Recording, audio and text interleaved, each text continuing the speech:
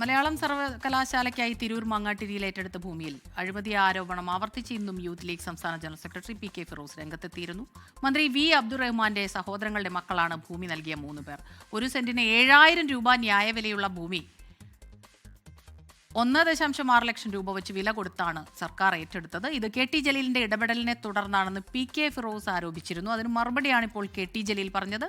ഫിറോസിന്റെ ആരോപണത്തിലേക്ക് ആരുടെയൊക്കെ ഉടമസ്ഥതയിലാണ് ഈ ഭൂമി എന്ന് പരിശോധിക്കുമ്പോഴാണ് ഇതിനകത്തെ അഴിമതിയുടെ ആദ്യത്തെ ലക്ഷണങ്ങൾ നമുക്ക് കാണാൻ സാധിക്കുക. ഹബീബ് റഹ്മാനും വെള്ളേക്കാട്ട് നിയാസും മുഹമ്മദ് കാസിമും ഈ 3 ആളുകൾ കേരളത്തിലെ ന്യൂനപക്ഷ വകുപ്പ് മന്ത്രി വി അബ്ദുറഹ്മാന്റെ സഹോദരന്റെ മക്കളാണ്.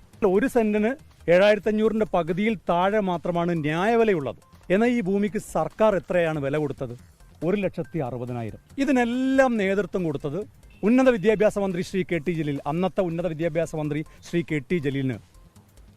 അത് നിഷേധിക്കാൻ കഴിയുമോ എന്ന ചോദ്യമാണ് ഞങ്ങൾ ചോദിക്കാൻ ആഗ്രഹിക്കുന്നത്. ലോകത്തെവിടെയായാലും ഏത് സമയത്തും 24 വാർത്തകളും ഓഗ്മെന്റഡ് റിയാലിറ്റി പാക്കേജുകളും എക്സ്പ്ലെയിനറുകളും വിശദമായി കാണാൻ ഞങ്ങളുടെ യൂട്യൂബ് ചാനൽ നിങ്ങൾക്ക് സബ്സ്ക്രൈബ് ചെയ്യാം.